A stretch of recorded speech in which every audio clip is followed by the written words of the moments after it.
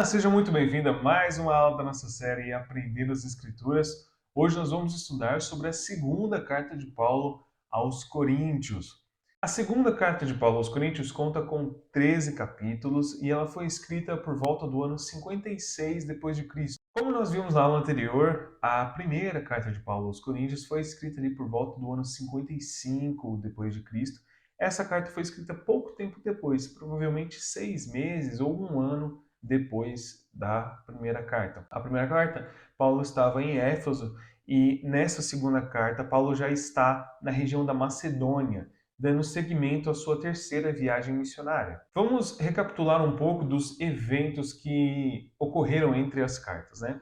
A primeira carta que nós temos acesso, Paulo escreveu ela enquanto ele estava em Éfeso, depois que ele recebeu um relato de alguns membros da casa de Cloe, falando da situação que estava a igreja coríntia. E aí Paulo escreveu o que hoje está nas nossas Bíblias como a primeira carta de Paulo aos Coríntios. E depois dessa carta, ele enviou uma outra carta que complementava essa primeira que havia sido escrita. Essa carta foi entregue à igreja de Corinto por Tito e, segundo o próprio apóstolo Paulo, foi uma carta muito dura, muito severa, escrita com muitas lágrimas, mas que foi necessária para fazer com que os coríntios chegassem ao arrependimento das suas atitudes. Mas essa carta, conhecida como a carta severa, ela é apenas mencionada em 2 Coríntios 7, do 8 ao 12. E ela se perdeu no tempo. Nós não temos acesso a essa carta, nós não sabemos o conteúdo dessa carta.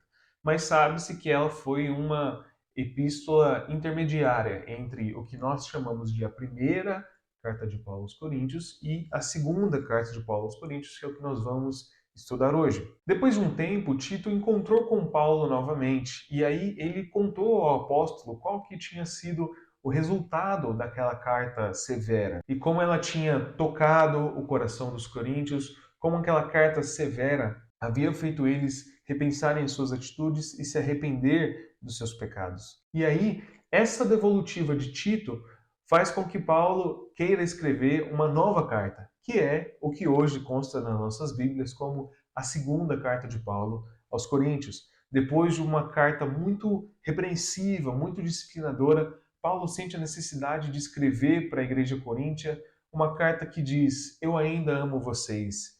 Se eu falo as coisas que eu falo, é para o bem de vocês. Esse é o tom principal dessa segunda carta de Paulo aos Coríntios, ele querendo reafirmar o seu amor e cuidado para com eles. 2 Coríntios possui três assuntos principais. Primeiramente, Paulo fala sobre o consolo divino em meio às aflições terrenas. Ele não esconde dos coríntios as aflições e as dificuldades que ele enfrenta no meio do caminho missionário. Pelo contrário, ele demonstra como toda a sua fraqueza enquanto homem deixa ainda mais evidente o poder de Deus e como a graça, a misericórdia e a presença de Deus nos consola em meio às adversidades. E com isso, mais uma vez, ele afirma a autenticidade do seu ministério.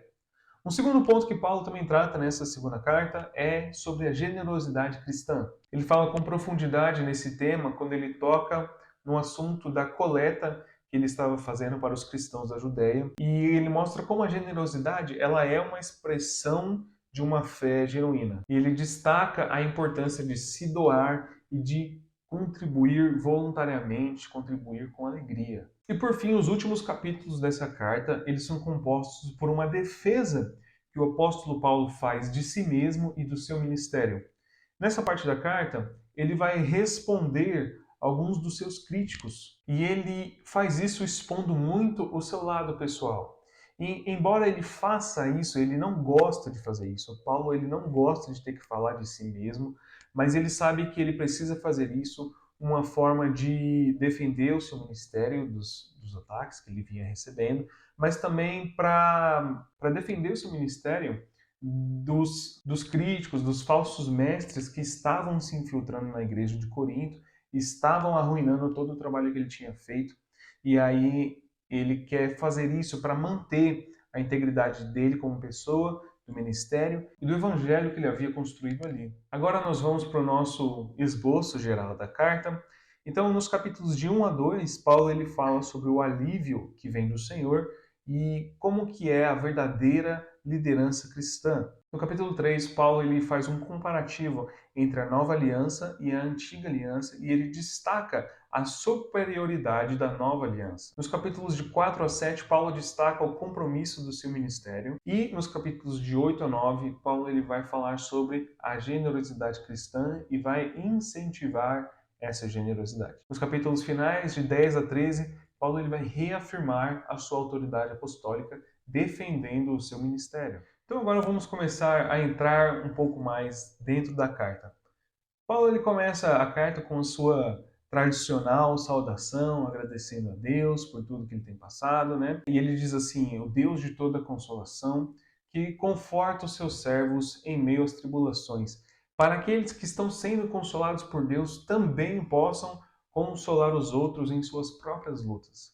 Vamos ler todos juntos 2 Coríntios 1, de 4 a 6. O texto diz assim: "É Ele que nos consola em toda a nossa tribulação, para que, pela consolação que nós mesmos recebemos de Deus, possamos consolar os que estiverem em qualquer espécie de tribulação.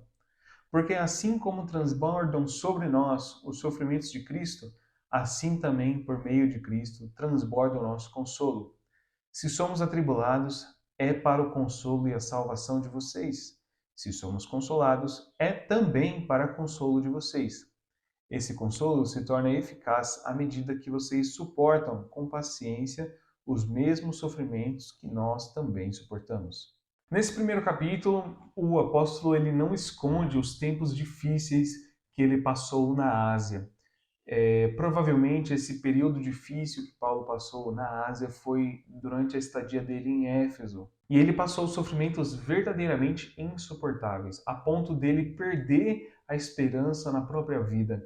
E aí ele e os seus companheiros se sentiram como alguém condenado à morte, com certeza da sua sentença, com certeza de que eles não escapariam daquela situação. Mas o próprio apóstolo reconhece que passar por essa experiência foi necessário para que eles deixassem de confiar em si mesmos e passassem a confiar mais em Deus.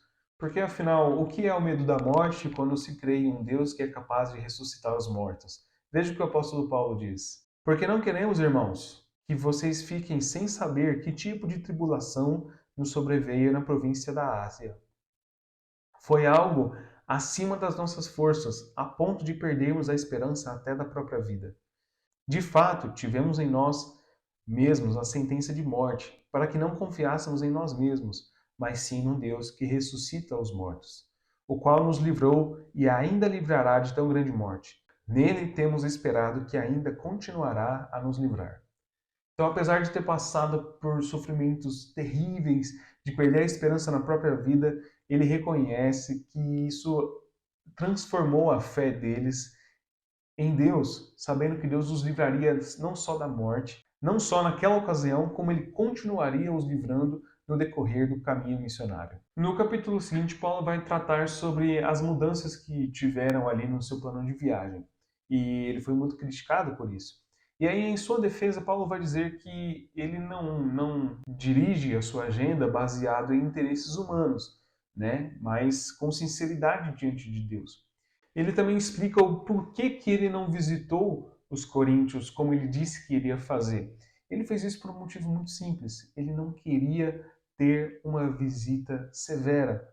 Aparentemente, ele visitaria os coríntios 2 vezes, mas ele optou por fazer uma única visita para que não fosse uma visita dolorosa depois de ter escrito uma carta tão pesada, tão severa quanto a que ele tinha escrito. Então, por isso que ele decidiu fazer uma visita só, ao invés de 2. Mas as palavras dele não foram infrutíferas, porque, como eu falei no início, elas geraram no coração dos coríntios um arrependimento, uma vontade de ver o apóstolo, um carinho.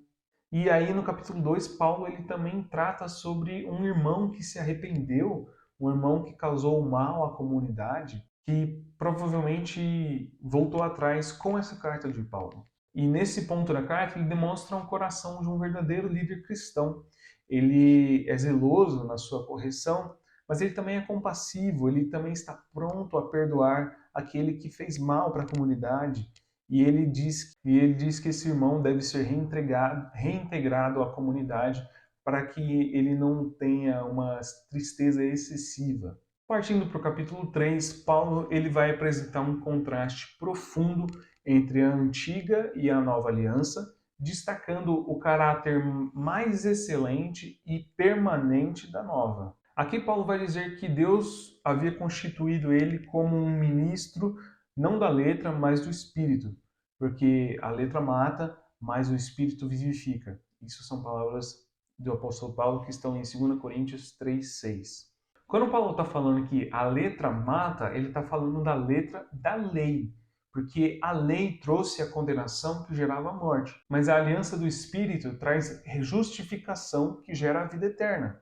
E aí no capítulo 3 ele vai começar a falar como na antiga aliança, que foi firmada no Sinai, escrita em tábuas de pedra, ela era gloriosa, mas a sua glória ela era passageira e ela estava associada à condenação e à morte. Vamos ler o que ele diz em 2 Coríntios 3, do 7 ao 9.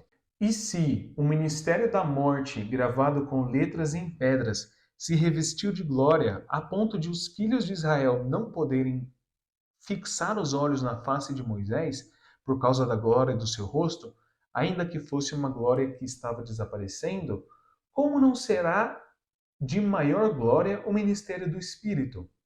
Porque se o ministério da condenação teve glória, muito maior proporção será glorioso o ministério da justiça.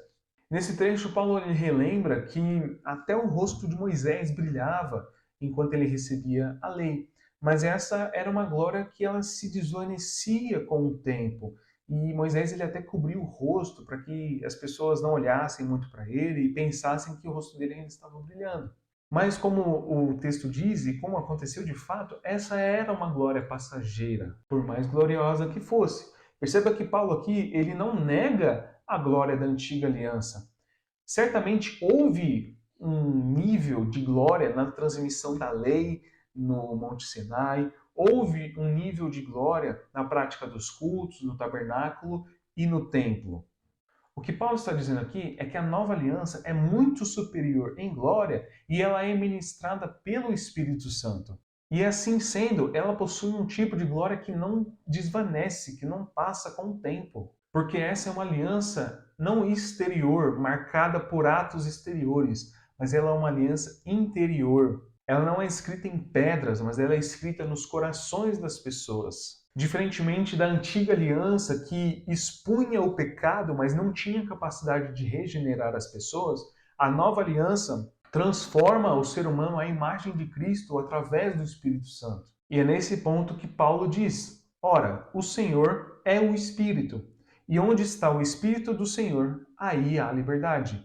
Essa liberdade que Paulo está falando não é libertinagem, mas é a liberdade da escravidão do pecado e da incapacidade de obedecer a Deus. Novamente, Paulo faz uma referência a essa passagem de Moisés, quando ele diz o seguinte: todos nós, com o rosto descoberto, contemplando como por espelho a glória do Senhor, somos transformados de glória em glória. Então ele diz que Moisés cobria o rosto, né? E agora nós contemplamos a glória de Deus com o rosto descoberto. E ao contemplar essa glória, nós somos transformados à imagem de Cristo através do Espírito Santo. Então a nova aliança, ela não só revela a glória de Deus em Cristo, mas ela também opera uma transformação naqueles que recebem a Cristo através do Espírito. E assim Paulo demonstra como a nova aliança, por sua eficácia e a sua permanência, como ela é imensamente superior em glória do que a antiga aliança. E aí, prosseguindo para o capítulo 4, Paulo ele vai descrever algumas das marcas do seu ministério. Ele vai contrastar como a grandeza dessa mensagem que ele acabou de descrever no capítulo 3 entra em contraste com a fraqueza humana dele, né? E dos seus companheiros ao serem missionários desse evangelho. Por isso que ele diz que ele tem esses tesouros em vasos de barro. E ele diz uma frase que sintetiza todo esse sentimento muito bem. Temos, porém, este tesouro em vasos de barro, para que se veja que a excelência do poder provém de Deus e não de nós. E aí ele vai dizer como a vida cristã e a sua caminhada missionária ela é marcada por muitas tribulações, mas não por desânimo. Ela é marcada por sofrimento presente, mas não, esse sofrimento não é nada comparado à glória eterna que aguarda ele. E ao final do capítulo 4, ele incentiva não só os coríntios, mas todos os que leem essa carta a viverem pela fé, a suportarem os sofrimentos momentâneos, pensando que isso não se compara ao peso de glória que nos é esperado. E falando nisso, no capítulo 5, ele começa a dizer como que ele tem esperança e ele anseia pela ressurreição, ele anseia pela sua habitação celestial. E ele enfatiza que o amor de Cristo constrange ele a viver uma vida não para si mesmo, mas para aquele que morreu e ressuscitou por ele. E aí ele informa como a missão dele é dizer para o mundo, é incentivar o mundo a se reconciliar com Deus. E esse é um ministério que foi outorgado a ele. E como um líder responsável, ele incentiva os coríntios a não se misturarem com a impureza, a se afastarem das coisas pecaminosas. E ali no finalzinho do capítulo 7, Paulo ele demonstra a sua afeição pelos coríntios, expressando como a tristeza, segundo Deus, produziu um arrependimento genuíno naqueles que leram a carta que ele tinha enviado. Nos capítulos 8 e 9, Paulo ele se dedica ao tema da generosidade cristã. E aqui ele vai cutucar os coríntios, apresentando como igrejas menores, as igrejas da Macedônia, que eram muito menores e muito mais pobres do que os coríntios, eles haviam contribuído para a coleta que Paulo estava levantando e os coríntios, que eram muito ricos, não se dispuseram a participar dessa coleta. E aí, nesses capítulos, ele encoraja que os coríntios se juntem a essas igrejas e completem a oferta que estava sendo levantada. E ele dá como exemplo perfeito de generosidade o próprio Cristo, quando ele diz o seguinte: abra sua Bíblia comigo em Coríntios 8, 9. O texto diz assim: pois vocês conhecem a graça de nosso Senhor Jesus Cristo, que, sendo rico, se fez pobre por amor de vocês, para que por meio da pobreza dele, vocês se tornassem ricos. É claro que Paulo está falando aqui de uma riqueza espiritual. É claro que ele está falando de que Jesus Cristo, como Deus e soberano, ele não precisava, mas ele fez isso por nós. Ele abdicou do seu trono, ele desceu à terra, se tornou um de nós e teve uma das mortes mais humilhantes que se poderia ter na época. Então ele abandonou, abdicou da sua riqueza para que por meio da miséria dele, por meio da pobreza dele, por meio do sofrimento dele na cruz, nós nos tornássemos ricos. E aí, Jesus Cristo é o exemplo perfeito de generosidade, de se doar com alegria para o benefício dos outros. E é isso que ele vai ressaltar no capítulo 9, quando ele diz que Deus ama quem doa com alegria. E que o ato de contribuir não só supre a necessidade daquela pessoa ali, mas também resulta em agradecimentos, em ações de graça para Deus. Então a generosidade é uma expressão de fé, é uma expressão concreta da graça de Deus na vida do crente. E também é um testemunho que glorifica o nome do Senhor. Quando nós somos generosos, nós estamos glorificando o nome do Senhor. Não só nós que estamos contribuindo, mas também a pessoa que está recebendo glorifica a Deus pela bênção alcançada. Agora, já nos encaminhando para o final da carta, nós vamos tratar dos capítulos de 10 a 13, onde o apóstolo Paulo ele confronta os coríntios que apoiavam os seus críticos, que ele ironicamente chama de superapóstolos. Esses superapóstolos que Paulo se refere eram líderes que se autopromoviam, líderes que apresentavam cartas de recomendação, mestres que muitas vezes cobravam para pregar e que desprezavam Paulo e o seu ensino. Eles questionavam a autoridade apostólica de Paulo e questionavam porque ele tinha uma aparência de fracasso. Quer dizer, Paulo ele não era uma pessoa rica. Muitas vezes, nessa mesma carta, ele diz que precisou trabalhar enquanto esteve entre os coríntios para poder se sustentar. Outras vezes, em outras igrejas, a igreja sustentou o apóstolo Paulo. Então, ele não era uma pessoa que tinha uma aparência de ostentação, de opulência. Mais ainda, eles diziam que Paulo ele escrevia palavras duras, mas que pessoalmente ele não era tão impressionante. Isso porque Paulo não tinha uma retórica muito boa, ou ele não tinha tanto dinheiro, como eu falei, nem tanta elegância. E aí é nesse momento que Paulo ele vai precisar falar de si mesmo para se defender. E quando ele vai falar de si mesmo, ele diz assim: "Me suportem na minha loucura". Ele acha loucura precisar falar de si mesmo. Esse é o tamanho da humildade desse apóstolo. Ele se sente muito desconfortável de ter que falar sobre ele mesmo. Mas aí ele vai começar a falar das suas credenciais. Ele vai falar dos seus esforços no ministério, ele vai falar das suas experiências. E ele não faz isso para se exaltar, mas para afirmar a sua autenticidade e como o trabalho que ele tinha feito ali era genuíno. E ele faz isso para proteger a igreja desses falsos mestres que se colocavam como ministros da justiça, mas na verdade estavam corrompendo todo o trabalho e ensino que Paulo tinha feito na cidade. E aí Paulo vai falar sobre os sofrimentos que ele passou por causa do evangelho.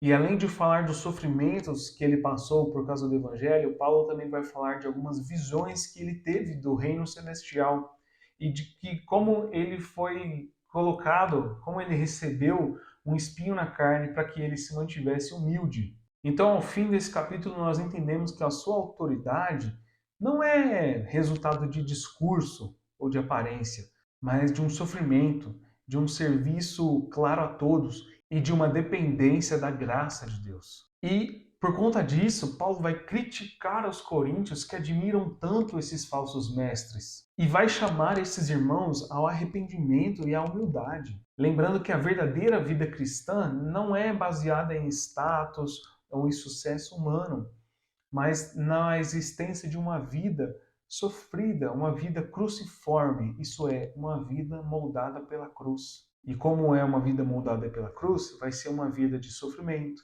uma vida de dependência de Deus e de transformação pelo Espírito Santo.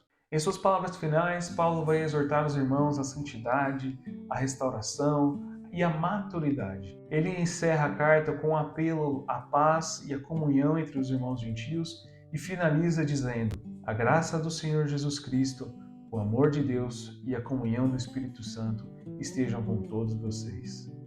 Amém." E por hoje era isso. Eu espero que, assim como eu, você também tenha aprendido muito sobre a segunda carta de Paulo aos Coríntios. Eu espero que essa carta inspire você e, como eu sempre falo, tenha a sua própria experiência com o texto. Leia a segunda carta de Paulo aos Coríntios, permita que ela transforme você e o seu coração, permita que ela traga esperança para você, que Deus irá consolar você no meio das suas tribulações e que você também consolará outros a partir do consolo que você recebe de Deus. Que nós possamos nos inspirar pela história desse apóstolo que sofreu tanto pela igreja dos Coríntios. Foi uma das igrejas que mais deu trabalho para ele, mas foi uma das igrejas que ele mais amou. Nós nos vemos na próxima aula e até lá fiquem todos com Deus e que a paz do Senhor os acompanhe.